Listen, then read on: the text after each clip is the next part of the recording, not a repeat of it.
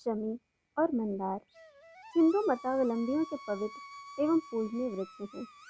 गणपति और शिव की आराधना तो इनके साथ ही पूर्ण मानी जाती है। इसका कारण शमी और मंदार को विघ्नहर्ता गणेश से प्राप्त एक वरदान है, जिसकी चर्चा गणेश पुराण के क्रीड़ा कांड में वर्णित कथा में की गई है। कथा इस प्रकार है। एक बार नारद मुनि तीनों लोकों में विचरते हुए स्वर्ग लोक में देवराज इंद्र के पास पहुंचे।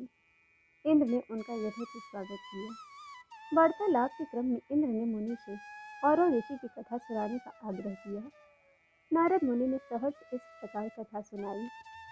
एक समय में मालवा में औरव नाम के ऐसे विद्वान ब्राह्मण हुए, जिनका तेज वेदों के ज्ञान से सूर्य के समान प्रदीप्त था एवं उन्हें देवताओं के समान शक्ति प्राप्त थी। बहुत दिनों बाद उनकी पत्नी ने एक अत्यंत सुंदर पुत्री को जन्म दिया, जिसका नाम शमी रखा गया। ऋषि शमी को बहुत ही स्नेह दिया करते थे। जब वह 7 वर्ष की हुई तो उन्होंने शमी का विवाह धौम्य ऋषि के पुत्र मंदार से किया।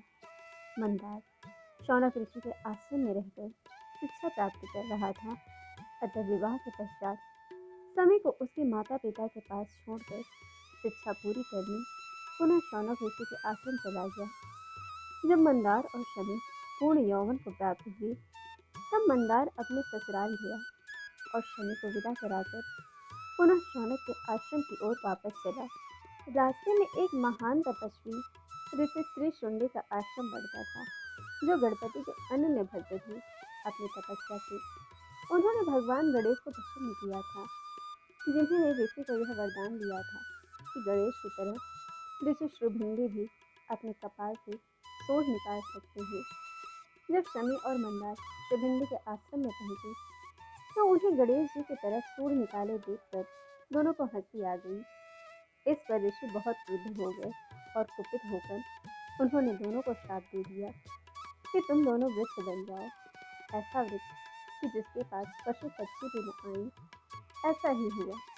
मंदार ऐसा वृक्ष बन गया जिसकी पत्तियां कोई पशु नहीं खाता, और शमी ऐसा वृक्ष बनी जिस पर कांटों की अधिकता के कारण कोई पक्षी शरण तक नहीं लेता। कई दिनों पश्चात भी जब शमी और मंदार ऋषि शौनक के आश्रम नहीं पहुंचे, तब ऋषि उनकी खोज में निकले। सबसे पहले वे शमी के पिता औरव के घर गए। उन्हें वहां न पाकर ऋषि उनको खोजते हुए भृशुंडी के आश्रम पर गए, जहां उन्हें सारे वृत्तांत की जानकारी हुई। उन्होंने भृशुंडी ऋषि से दोनों को शाप मुक्त करने का अनुरोध किया, किंतु भृशुंडी ने इसमें अपनी असमर्थता व्यक्त की। तब उन्होंने भगवान गणेश को प्रसन्न करने के लिए कठिन तपस्या आरंभ की। उनकी तपस्या से प्रसन्न होकर गणपति 10 हाथ ऊंचे सिंह पर आरूढ़ होकर प्रकट हुए।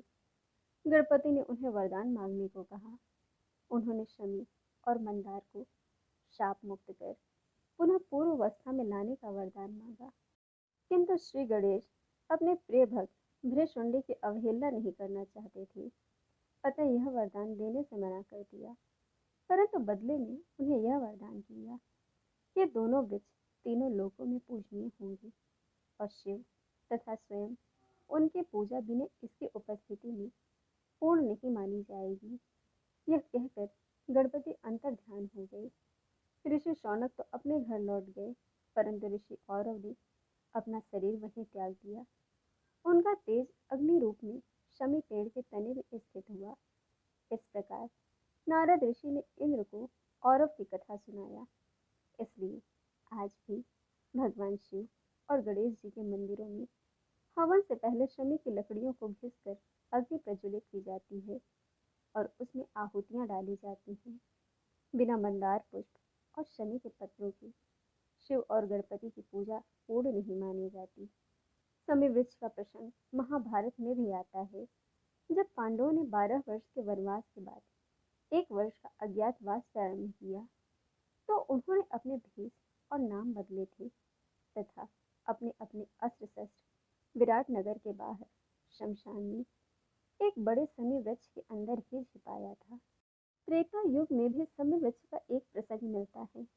वरनतुंद ऋषि का एक शिष्य उनसे किसी बात पर नाराज हुआ और आश्रम छोड़कर जाने की आज्ञा प्रकट की।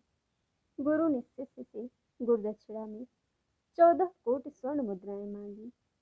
अयोध्या के राजा रघु के पास गया और उनसे यह राशि मांगी। राजा रघु ने उस समय एक बड़ा यज्ञ किया था, जिसमें अपार दान करने के कारण उनका खजाना पूरी तरह खाली हो गया था। उन्होंने उस ब्राह्मण से कुछ समय मांगा और यह धन प्राप्त करने के लिए अश्विन शुक्ल दशमी तिथि को इंद्र की राजधानी अमरावती पर चढ़ाई करने का निश्चय किया। नारद मुनि द्वारा यह सूचना इंद्र को प्राप्त हुई। इंद्र राजा रघु को नाराज नहीं करना चाहते थे, अतः उन्होंने अपने खजांची कुबेर को बुलाकर अयोध्या पर धन वर्षा करने का आदेश दिया। नियत तिथि से पहले की रात को कुबेर ने ऐसा ही किया। धन वर्षा एक बड़े समी वृक्ष के ऊपर हुई। जब राजा रघु ने यह जाना तो ब्राह्मण को सारा धन लेने के लिए बुलाया, परंतु उसने अपनी आवश्यकता अनुसार 14 कोटि स्वर्ण मुद्राएं ही ली और गुरु दक्षिणा चुकाई। दान के उद्देश्य से प्राप्त धन की बची अपार राशि रघु ने स्वयं रखना और अपने आत्मसम्मान के विपरीत माना और यह घोषणा की कि जिसे भी आवश्यकता हो यह स्वर्ण मुद्राएं ले जाए। यह शुभ तिथि दशहरा थी। इसी परंपरा को रखते हुए रामचंद्र ने भी इसी तिथि को शमी की पूजा कर लंका पर आक्रमण के लिए चुना। आज भी किसी विशेष कार्य पर निकलने से पहले लोग, विशेषकर राजपूत, शमी की पूजा या शीश नवाकर ही निकलते हैं। तो दोस्तों, यह थी शमी और मंदार के मनुष्य से वृक्ष बनने की अद्भुत कथा और भगवान शिव की पूजा में शमी और मंदार की महत्ता का विशेष वर्णन।